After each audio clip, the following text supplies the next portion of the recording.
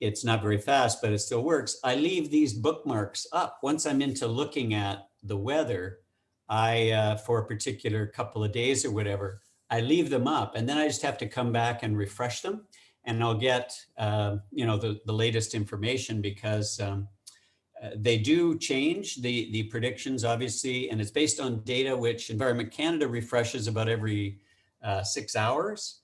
It's what is it now? 4 in the morning, 10:30 in the morning, 4 in the afternoon, and 9:30 in the evening. They come across with new data, and shortly after that, the various applications will all be updating their information. So I'll just go first to Pacific Coast. So hopefully you can see this: Government of Canada marine weather for Pacific South Coast. Yep. So this is the basic one. If you haven't explored it, you should do so. There's a lot of good information in here, but we won't be looking at all of that, but it's worth some time if you do have it. The color tells you a lot, right? So you can see the wind warnings are red and no warnings blue. So most areas have warnings right now. We're expecting some wind to be coming in tonight. And then they list them that way below that, and you can go to that. So areas with warnings in effect are listed, and then the areas without. So if we just come in here, and I'm typically looking at Haro Strait and Juan de Fuca, but I'll pull up Haro. This is what those look like. We have the Haro Strait, and then they'll show a forecast, and the forecast is in several parts. They have the next day or two, and then they have an extended forecast over here where you can see me pointing my mouse. So a strong wind warning in effect tonight, but you see on Saturday, we're having southwest 10 to 20, which is fairly light, and then diminishing to light in the afternoon. And the next couple of days, 5 to 15, which is essentially pretty light. The first number is the estimated wind. The second number are gusts. That's the, again, projected or forecast gusts. So you would expect a sustained wind to be the first number and a periodic gusts or to be the second.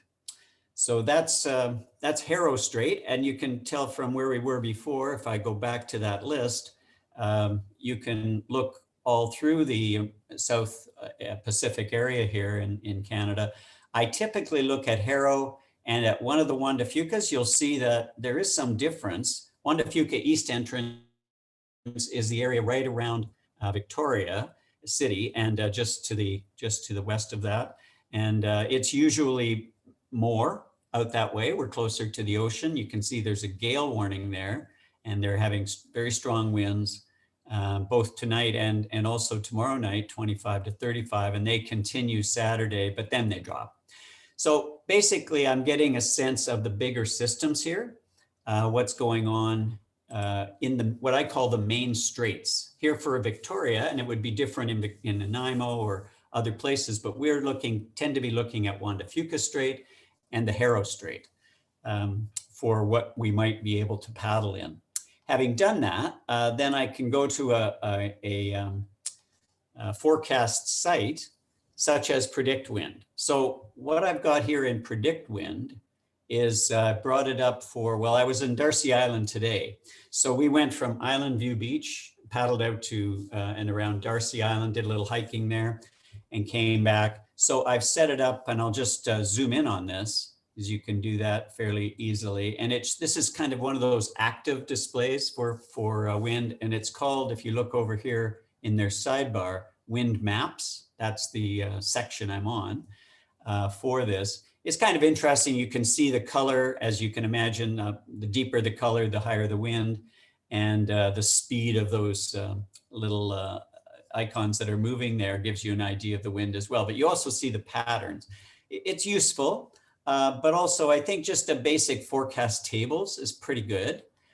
So this is the table, same thing, Darcy Island. But if you look at the table here, you can see, and I can kind of scroll back or forward in this, you can see they've got now about 6, 7, 8 different forecast algorithms that Predict Wind supports. And the first two, PWG and PWE, are their own proprietary. So what these are, they take a set of initial conditions, which they get from weather buoys and other sort of data gathering devices out there.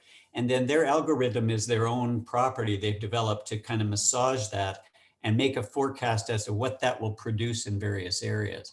And so you can see here on Thursday through the day out at Darcy, it was pretty nice. These are blue and light wind values, and they're rising overnight. And tomorrow we're looking at some much different winds there. And that's probably true throughout the area. But that's the forecast tables.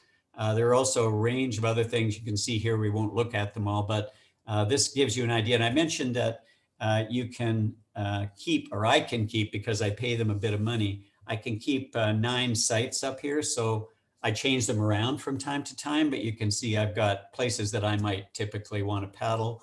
I can quickly call them up, and I can also change them out if I want to add another one. Then I think it was Jenny mentioned that with the payment, this sort of basic level that I do, if I go back to the wind map, you'll see that we're getting, in this case, PWG and PWE is to the right, split screen. We're getting it at an 8-kilometer radius. When you're within a day of the day that you're thinking about paddling, or you want to know about the wind, you can actually get a higher resolution. So here are the resolutions here where you can see my mouse, and I can go to 1-kilometer resolution. Now, this is fairly useful because if you're at 8 kilometers, which is 5 miles, and you are looking at, let's say, Darcy Island, 5-mile radius around Darcy takes you basically over to the other side of the international channel, and all the way down to probably to Discovery Island and so on. So you're capturing a big area, and we have quite specific weather in my experience around here.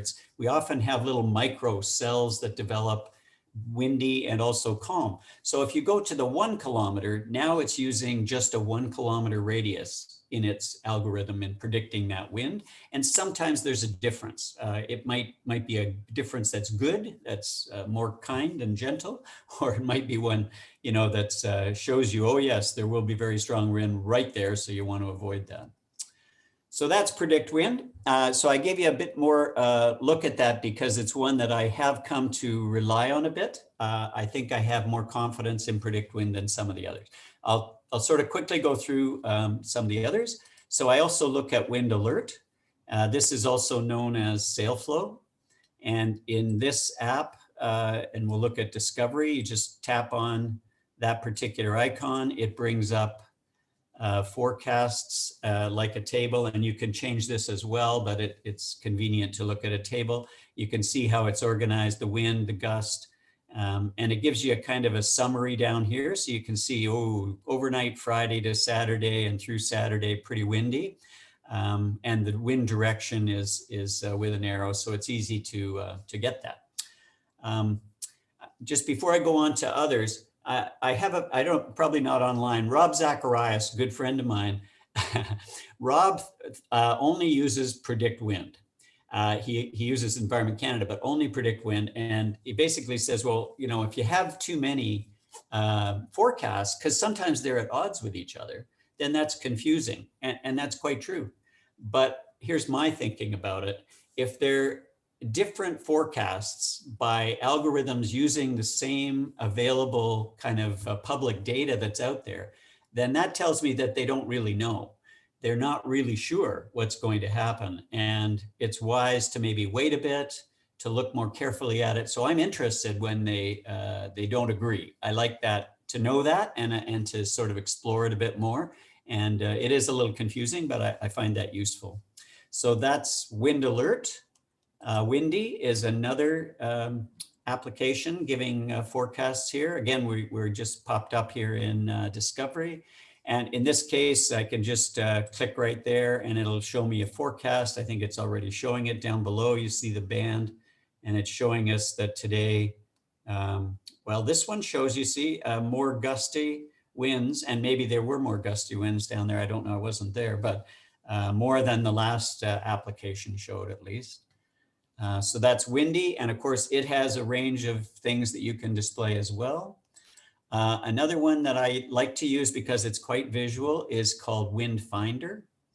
Wind Finder is, and most of these are have a focus more on, I would say, sailing or motor vessels. You know, they're not thinking about kayaking, any of these outfits, but they are, they do give you near shore predictions, which is useful for us as opposed to Environment Canada and those strait forecasts there for the middle of the strait, which is usually about 10 miles away and, you know, 10 meters above the water or whatever. So here's the Wind Finder. You can get their forecast, look at a long period of time ahead. Now, I think you may have noticed that Environment Canada gives you a few days ahead, but these forecast apps will try to predict things out a long way. It looks like next week's going to be pretty good. Lots of blue there. And that's for out a distance. If you want to do what they call their super forecast, that's just 3 days. So you can see here, now that I touched that for Discovery Island, it's just showing me the next few days for that location. That's Wind Finder. And this is Big Wave Dave. Many of you may know Big Wave Dave, a local guy who is mostly interested in wind surfing and kite surfing. So again, slightly different focus than probably sea kayakers, but interested in near shore, so that's useful. And his main display here that you can see is by date. So this is showing Thursday. If we just pull up Friday, you can see that the colors deepen quite a bit, but he's going across a number of points that may or may not be of value to you. So Cook Street, Willows Beach, you know, for people in Victoria, you know, this is where the windsurfers like to go. So they're looking for places to get out there with some wind, and it looks like there's a few tomorrow. This one is useful because also any forecast, you really wonder, okay, that's their prediction, but is it really going to happen? This one has a nice connection to what's called latest reports up in the tab here on Big Wave Dave. And the latest reports has a table that you can bring up quite quickly that shows, and these are all automatically reported, public data reporting. And you can see Race Rocks here is showing 22 knots, and that was at 7 p.m. tonight.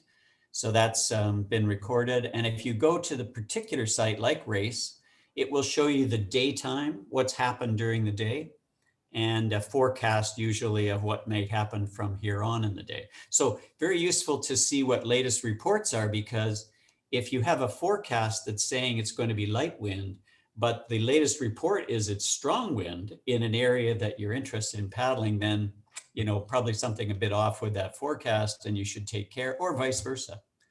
But their main forecasts on Big Wave Dave look like this. And then within a day or so, that's predicted 1. Predicted 2 will show you by hour what those particular sites are expecting. And we'll see here, yeah, so it's got some color coming up in the next day or so for those sites. And if you look up above here, just above the top entry, it says 2.5 kilometer HRDPS model from Environment Canada, updated today at 5:12. So this gets updated next at 10:30. But they're using the 2.5 kilometer model from Environment Canada. That's Big Wave Dave. Finally, there's Spot WX. I think it was Mike Jackson put me onto this. I think Mike's on the call here. And you come up in a map like this, and you can move this point around. So I've left it's here at Discovery, but if you wanted it somewhere else, you just click it over there. Let's leave it where it was at Discovery. And then what you have are a number of forecasts that are available depending on the time frame. So if we're looking at tomorrow, for instance, we have that a 2.5 kilometer forecast, and it's available here through the Canadian system. And if I click on that, it'll show me much more detail about what's likely to be experienced tomorrow. So throughout the day tomorrow, this is the prediction from that particular point of view, what winds are expected. And you have to always look at the scale over here. This one's in kilometers. You know, a kilometer is about a half a knot. So if you're used to thinking in knots, then you have to sort of divide by 2, but it gives you an idea what you might be expecting there. Spot WX. So there's lots of things that can be learned from that. And then finally, what I thought I'd show you, because we have various ways that you can look at tides and currents. And if we were interacting right now, I'm gonna stop in a moment and we'll do some questions. But if you've paddled at all, you know that if you have wind opposing a current, you get a steeper chop. You get a steepening of the waves. They become closer together. It gets rougher. So that's good to know. Is the prevailing wind in the same direction as the current is moving in this area, or are they opposed? And to find that out, you probably need to have a current predictor. This site, which is through a university in the States, is tide and current predictor, and you can find any number of sites. You can pick different sites here. They've got them all. I tend to look at Race Passage and at Active Pass, or at, and so it's probably been ticked down here when I get here. British Columbia Current Race Passage, and that's where I was. And this gives you a few days. You can change that if you want, and you can see the time where the current is turning and where it's maxing out, and what the predicted maximum current will be at Race Passage. I don't believe they're publishing anymore the tide and current tables in paper form in Canada. Canadian Hydrographic Service has stopped doing that, but it is all online. And so you can find this information through those tables as well, which I used to do. But now I guess we're dealing with it all online. And then this site is a handy way to get there as well. Oh yeah, so then I'm just gonna say the idea, I think you just learn from practice and from seeing how well your judgments about wind actually play out. This is the Evite is an invitation, a party invitation site actually. And I set up some years ago a paddle invitation thing called Thursday Paddles. So a number of you are online, I think, have been on Thursday Paddles. Unfortunately, we're not doing them right now, but I thought I'd show you, and because I'm still doing them, just as a notice of what's going on. So here's this week, and you can sort of see that, a mixed bag. We've got strong winds, and there's a light flood in the middle part of the day and so forth. And here's wind forecasts as of Monday, when I sent the note out Monday evening. I look at tides in a few areas out west here in Victoria and to the north in Sydney. I look at currents at Race and Active, which are the main current sites, and then the others are secondary currents from there, and just the weather prediction for Thursday. So those are things that I would consider. This isn't a paddle plan. This is an idea of what's happening, and then people can make their own decisions with a small group that they're paddling with. But I guess what I'm suggesting is, I think it's good to just give yourself this as an exercise. And if you like, if you do plan to paddle once a week, say, or a couple of times a week, then go through this kind of thinking process in preparation. And then see, how did that work out? You know, did it actually pan out the way I thought, or was there a lot different kind of wind going on? Okay, so I'm going to stop that sharing, and let's have some questions and other comments. I'm all ears. Are there some chats as well, Kirsten? Yes, there are. There's quite a few. Let's see, where did they start? There's Jenny has asked if you look at the wind before the currents, and if so, how far ahead? Yeah, I do. I look at the wind even up to a week ahead, because these forecast apps will go out that far. You have to know that their information is not that good, you know, out that far. So it's just kind of a tip of the hat to what might happen. But I like to know, for instance, I'm told next week, the fellow out we met coming off the water today at Island View Beach was saying, oh, what a great day to paddle. Tomorrow's not so good, but apparently we're entering a stretch of really nice, you know, high pressure, hopefully less wind. And we looked at a few things a moment ago that indicated it might be fairly light winds. So it's good to know that, gives you a rough idea, right? But then you have to keep checking because it will change. It will definitely change. Yeah. Okay, and Sean's asked, how much do you worry in general, just not just for marine forecasts, about gusts rather than steady winds? There's always looked at steady wind forecasts, but I've had 2 paddles in the last month in fairly protected areas, Brentwood Bay and Souk Lagoon, which ended up having really high gusts, which made the conditions tougher than expected.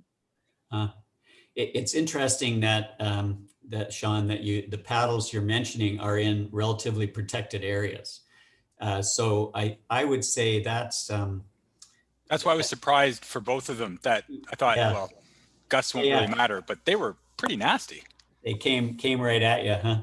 Yeah. So what can happen in those areas is the wind can sometimes come off the hills, the katabatic kind of wind. It accelerates coming down the slopes that, for instance, of Saanich Inlet, which is a fjord kind of formation, and also off the Souk Hills into Souk Lagoon. But anyway, what do I worry about? I worry about the sustained wind. You're going to get gusts. It's going to happen. What I would be concerned about is if there are gusts that are like a harbinger that the whole wind pattern is going to elevate, really ramp up another 10 or 15 knots. And it might, that's something you might have seen and you're looking at the various predictions. And then if you feel those gusts, you think, uh-oh, a different kind of wind is coming, time to get off the water, something like that. But I generally don't worry too much about gusts.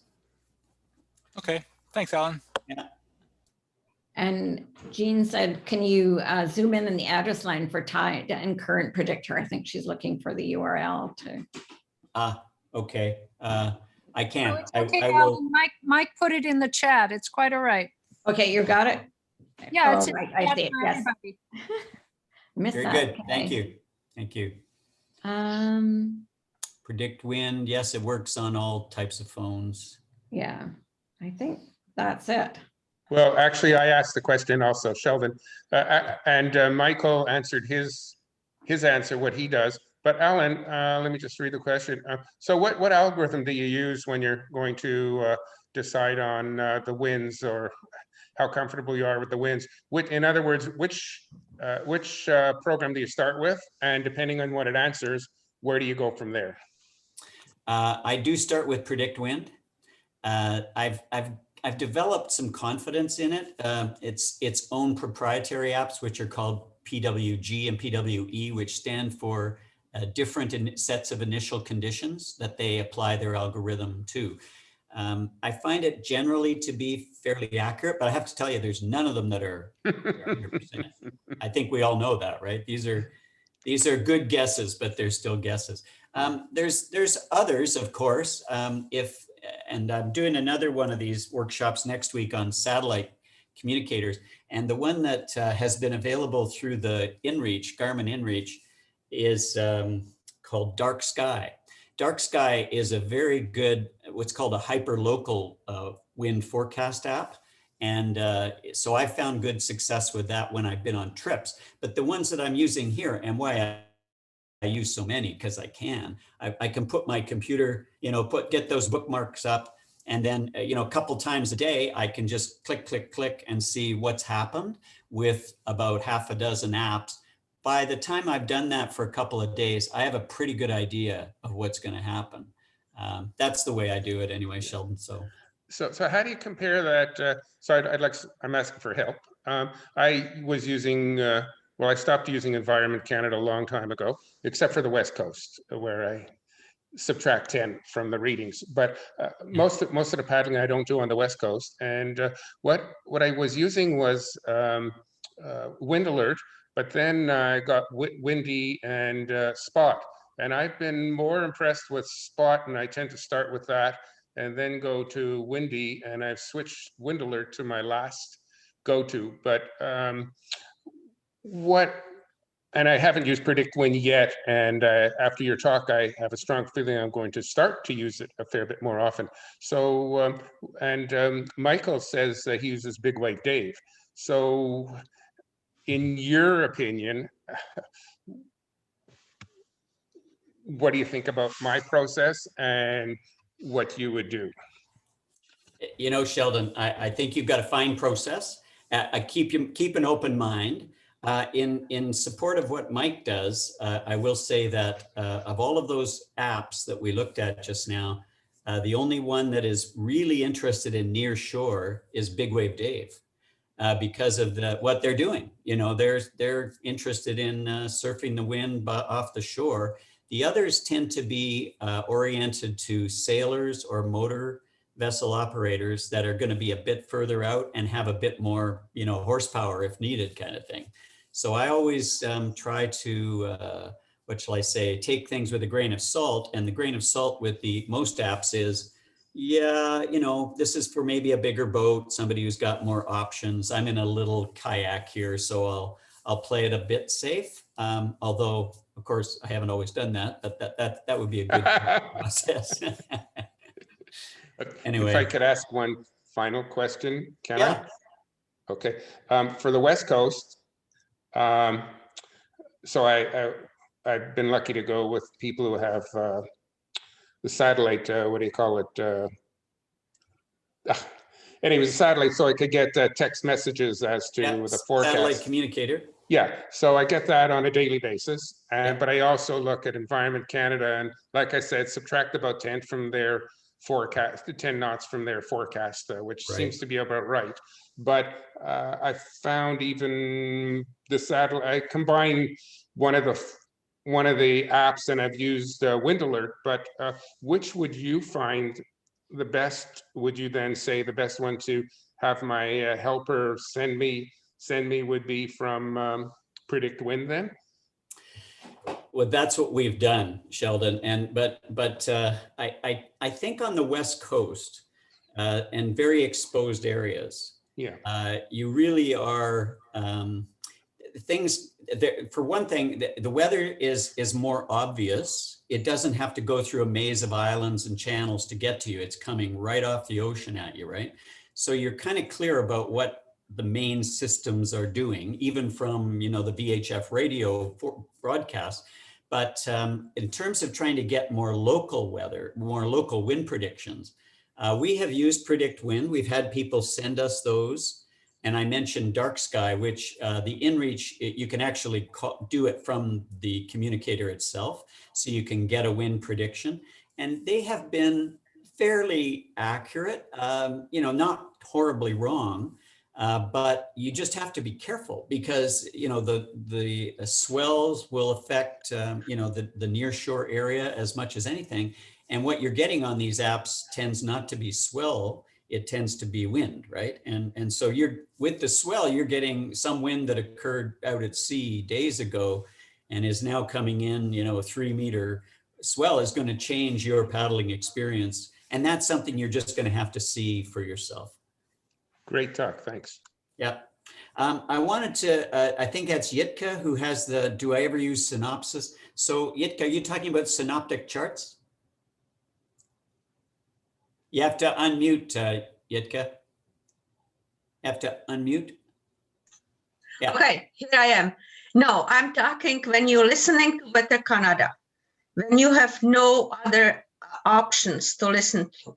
So you listen to Weather Canada and you listen to synopsis, which tells you where is the high and where is the low. It's not immediate, but you get an idea what kind of a weather is coming at you. Right. And I can say, maybe Jenny can back me up. When we were at Goletas Channel, we had a synopsis for Vancouver Island North, and we had a synopsis for Central Coast. And between those two, you could pretty well predict what's coming at you. So you ever consider using that when you offshore? I mean offshore, I mean when you out in the ocean. Yeah.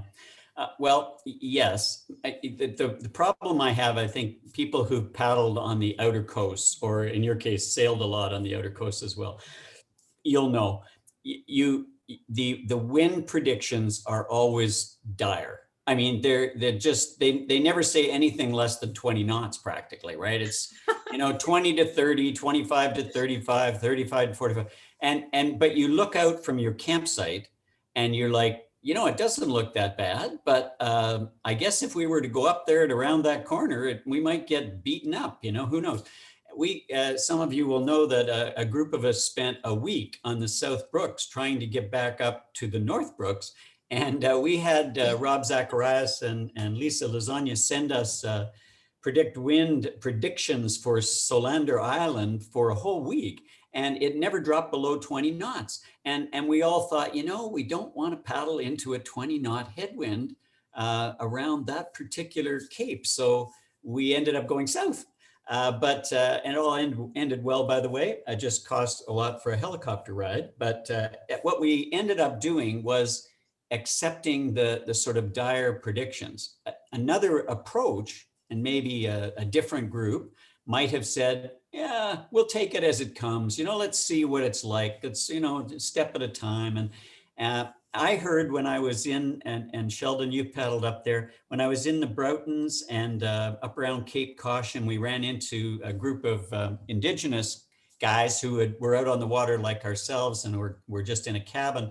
He said, when you listen to Environment Canada, you always deduct 10 knots. I think I heard you say that. He said, because you're close to the shore and because they're conservative, just take 10 knots off right away and then go from there. And we thought at the time, boy, that sounds like a risky move, but then after a while, we were into it. And because it seemed to be more realistic. So the synopsis that Yitka's talking about, the systems, the big systems, and where they're moving and how quickly and so on, it's information, all right, but I can't, when I'm out there paddling, I can't translate that into what does that mean for the paddling experience I'm going to have today, this next 20 miles or something like that. It's not specific enough for me as it is, let's say, if I'm looking at a forecast app, as we've been discussing. So we probably just hug the shoreline, take it, one headland at a time, and rather than putting a lot of faith in those kinds of big picture things. Okay, thank you. Just for interest, same winds, you were trying to go out the brooks. We had to abandon our trip in Goletas Channel, and we met in Campbell River. Whoa. That was the same time. Whoa. And that was when we were out there. Yeah, well, we met you in Campbell River, same hotel. That's right. That's right. Oh boy. Okay, I'm just looking at some of the chats here. Terry's wondering about katabatic winds. So now there are other people on this call who have lots of experience. So please share it if you get an opportunity. I'm thinking here, I was with a group of Sitka paddlers several years ago now. We were in Brentwood Bay. We were coming, we left Willis Point and we were going to the Sartlip boat ramp, but we decided to go to Sinanis Island on the way.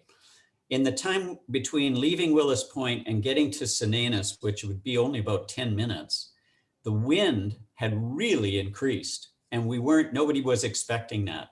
It was kind of on our quarter, I guess, but it was creating big waves because it's not that deep right there, I guess, in Brentwood Bay. And so we sort of beat it into shore of Brentwood Bay.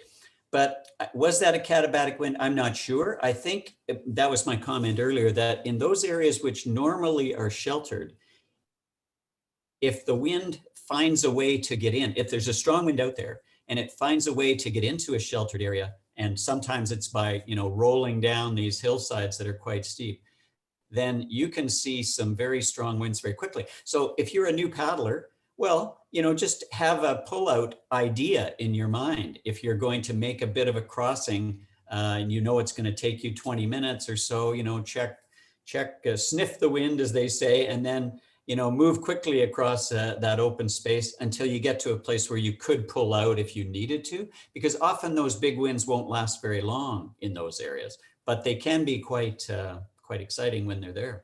And they can come from multiple directions in that area too. Yeah, I was actually going to, I have a copy of it here. There's one in our library at the club, but unfortunately it's in my basement right now. There's a famous and scholarly book that's been written about the weather in the south part of Vancouver Island here, and it's called The Wind Came All Ways. And that's, you know, it's a play on words. It came always and it came all ways, because literally this is a soup bowl of winds down here. We get all kinds of stuff. All right. Tim's saying that Weather Underground is surprisingly accurate. And that's a great point, Tim. And I wanted to also, if I remember, to say that weather apps, and we aren't talking about them, but there are lots of them, right? And Weather Underground is one. AccuWeather, you know, is another one. The Weather Network, and they will have wind predictions as well. So if you're paddling out of Oak Bay or something like that, they'll have a predicted wind value as well and a direction. And it's also something, it may not be as detailed as the wind forecast apps, but it's worth taking note of what they think. And again, I would say, you know, sort of strength in numbers. If you look at half a dozen sources and most of them are saying one thing, I would say that that's probably what's going to happen. If they're all saying different things, then, you know, maybe you want to think about it a little bit longer. So Weather Underground, they have a lot of information in that weather app. That's a good one. Alan, I've put a little note there about something called squalls. In Okay. my 20 years of paddling around this area, I've been caught in 3 of them. One between Discovery and the golf course. One while sitting having lunch on Piers Island. It came down from Cowichan Bay. Oh, yeah. There was a third one. Oh, third one. Brentwood Bay. That exact thing, crossing to Sinanis, heading for Sartlip before they put their launch fee way up. And by the time we were loading our boats, the water where we had big winds it was calm. It was a squall going through. Well, I call it a squall, not a gap wind, not a katabatic wind. So 3 times in 20 years, pretty low. Yeah. And those things are not forecast, right? There's nothing in any forecast before or after that can predict that I know of. I think Don Tunstall's on this call, and Don lives in Roberts Bay up at the north end of the peninsula. And we, a small group of us, learned the hard way that when there are very strong southwest winds, they will jump over the land somewhere south of Roberts Bay and then come out Roberts Bay, which now they're going east, you know, kind of coming from the land out to the east. So, but can be very strong because they needed that strength to get sort of over that part of the peninsula, and then they're channeled out through the lower area. So weird things can happen. You know, the topography makes a big difference. And I think it becomes a bit of local knowledge that I think we were talking with Don after that experience. He's like, oh yeah, we all know that up here, you know, you get these strong winds and it'll blow out of here. But it was blowing us out to sea, you know, so we were having a bit of a challenge. So it's good to talk to people if you have an opportunity, if you're paddling in an area that you don't know and you have an opportunity to talk to people who have either paddled or live in that area and just get an idea of wind patterns. I don't know if I'm unmuted here. Can you hear me? Yeah, can hear you. Yeah, okay. Yeah, it's true. Some of the worst wind damage that we have in the area actually comes out of Roberts Bay. And it's passed over the land and blowing down the trees on the way. So it can be really, really strong. It's an interesting one. It's quite the reverse of a normal southeast pattern, which is the more typical pattern you experience. Yeah. Don, when that happens, what direction is the wind blowing other than Roberts Bay when it blows out like that? It's coming from the southwest. Okay. Up out of the Saanich Inlet, up over the area of Pat Bay and across the airport and down through the rest of Sydney and out of Roberts Bay as a low point. You know, it is amazing. This area is so fascinating for meteorologists. I'm sure it must be frustrating as well, but you know, a main wind direction is west, you know, down Juan de Fuca Strait or southwest as it, but then you would think, okay, so these are like fluid kind of movements of air and water. It's going to turn the corner and kind of head up Harrow Strait. But sometimes those big winds don't make the turn. You know, they just kind of keep on going more or less straight into the American Gulf Islands and on into, you know, the mainland. Sometimes they do. And so it really can vary remarkably. I see a note here from Rial, I was writing very good. She says, sometimes it's good to look at the names, you know, like Squally Reach. Why would they call it that? You know, oh, I get it. Terror Point. I'm not sure I know where Terror Point is, but that sounds like you ought to know about. And then Cape Caution, exactly. You know, it's these names have been earned somehow. So Alan, just a point on these squalls. Yes.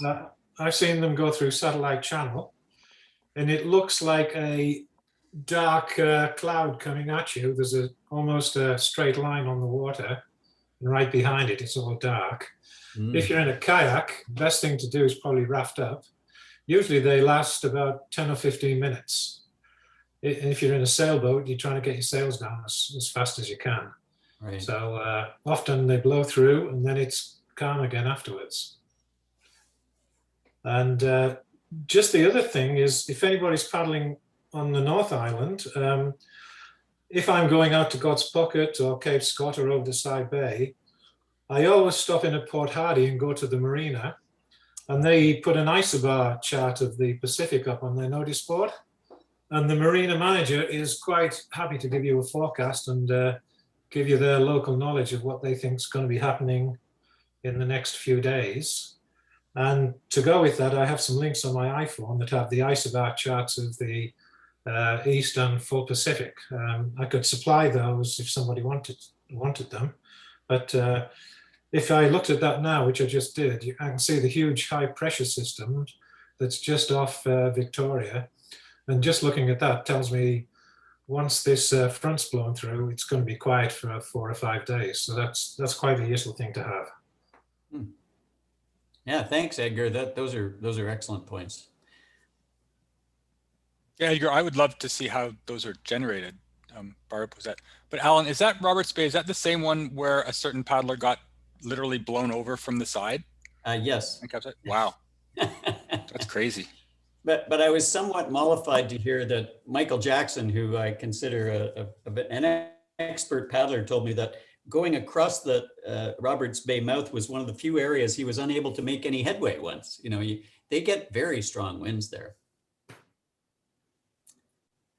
There's something here, Mike saying Cadborough. I often find the winds north and south of Cadborough Point are very different. That's yeah, that's kind of my point to the way that, and that's Juan de Fuca east as it goes into Harrow, kind of turning around Cadborough Point.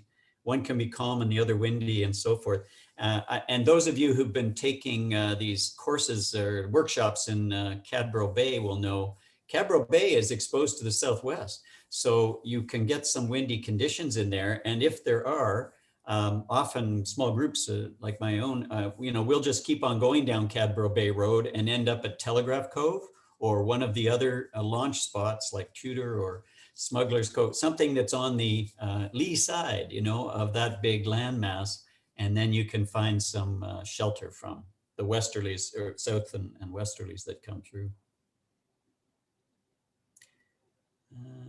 Oh, I see Michael's put a, Mike, is that the link to a synoptic thing or are you there? The current synoptic chart. Okay, great, thank you. And the page I just linked shows you is to the page that shows you the links, because that only is the link I put first was just right now. Okay. And while we're listening to Mike, Mike has, and these things are linked on our Cisco website. I think it's in the public area under, you know, general links or something like that. His own site, and he from that has links to other, you know, forecast sites, information sites, So worth exploring a little bit if you're, and Mike has paddled to out around Cadborough Bay, Oak Bay, the Discovery, Chatham Islands, I don't know how many times. So Alan, how many days ahead do you make a decision about where to paddle on the south end of the island? Because you're planning a paddle every week. And after you answer that, how many days ahead do you make a decision? And what percent of the time do you have to change that? right.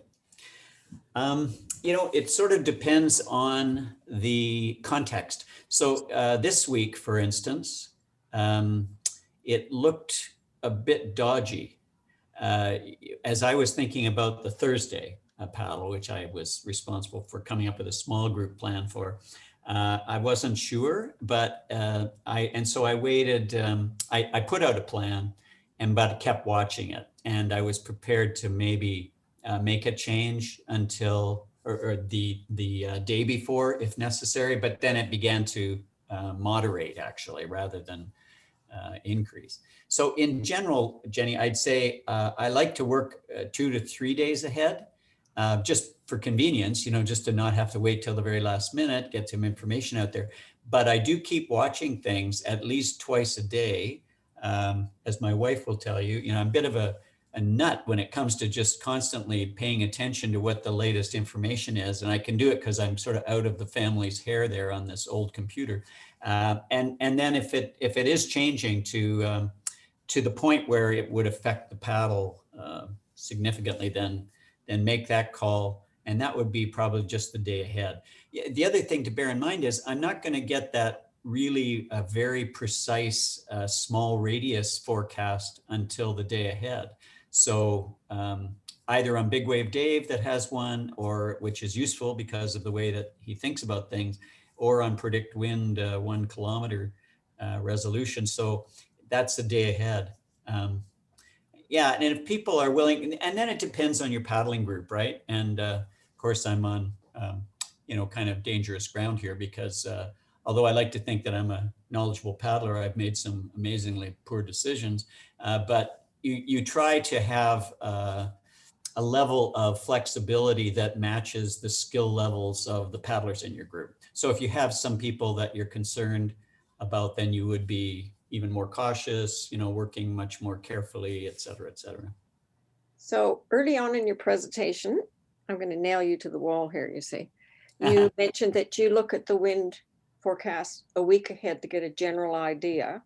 I guess just because you're walking by the computer, because what you're saying is you don't actually make a semi-firm commitment until 2 to 3 days before. Right. With wind. Whereas with the currents, you can look at them 3 years ahead, right? Yeah. No, quite true. Tides and currents. And the tide height for beach access. Yeah. Exactly. Yeah. Okay.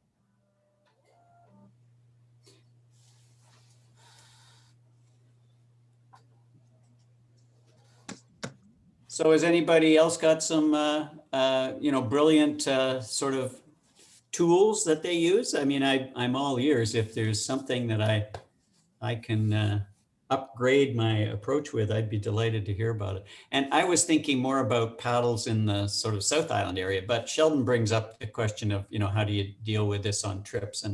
And that's very important to have some ideas beyond just what you're going to hear from the radio or whatever on a trip too. I think you briefly mentioned I have about no brilliant ideas, local Alan, but knowledge. I wonder if you've got an answer to the question of what your favorite current app is at the moment. What current app are you using? Jonathan, can you speak up a bit? I didn't quite get that. What's your current app that you're using? Current app. It's the same one as the tide predictor, that www thing that I think somebody gave the link to. It covers both tides and currents, but you should know that Canadian Hydrographic Service, they do have current and tide predictions are available through the Government of Canada. I'll be quite honest here. I kind of like my tides in feet. I don't know. I guess I never quite made the metric thing. So I like the American versions that always have feet in them.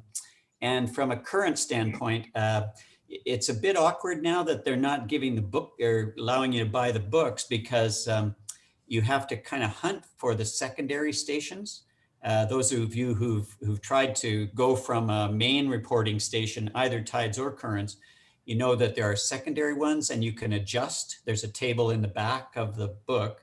It's also in the back of their PDF book now online, but you have to kind of go all the way to the back and find it. And it'll tell you how many, minutes it's going to be later or earlier in this area than a main station. And the same with the tide, the time and difference in height. So those are important things to know, but they are available to the Government of Canada. I guess I like the one that we were talking about just because it does that work for me. Right. Alan, I haven't tried it yet, but I was on a recent podcast about weather navigation, and there's a mobile app called Navionics. Oh yeah. I don't think you mentioned that, but you can get specific buoy information, specific weather station information, all on an Android or iPhone app. Let me just put the. Only problem. I found I've been using Navionics for about 8 years now, and I find it superb. And as far as the currents go, they may underestimate the level of the current, but the timing is bang on with Environment Canada within a few minutes. And same thing with tides. And what I found is it's so easy to use Navionics, especially for the secondary stations. It has almost all of them already there without needing to go and do lots of arithmetic. Yeah, Edgar is quite knowledgeable, I think, if he's still on the call here, and has done courses on Navionics. I think Garmin bought Navionics, I believe. It's changed a bit, but still useful. It is not a forecasting app, right? But it does have the tides, currents, and it has great charting. It's basically a chart plotter program as well. Yeah, with Navionics, what's really curious is they don't have a current station for race passage in this area. So that's the only negative I've found. Yeah. Well, that would be. I found that amazing that it didn't have race passage. It has just about every other one, but yeah, you got to go. But you go to Hydrographic Canada, whatever it's called.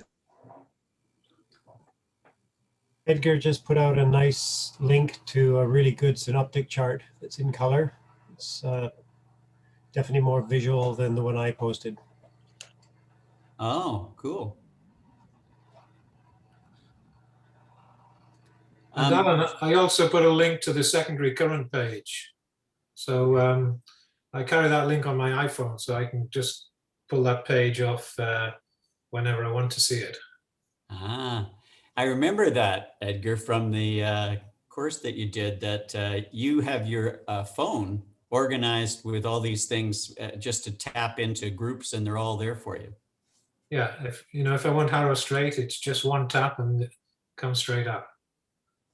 Nice. I love the fact that they're actually the cutest part of the book, apparently.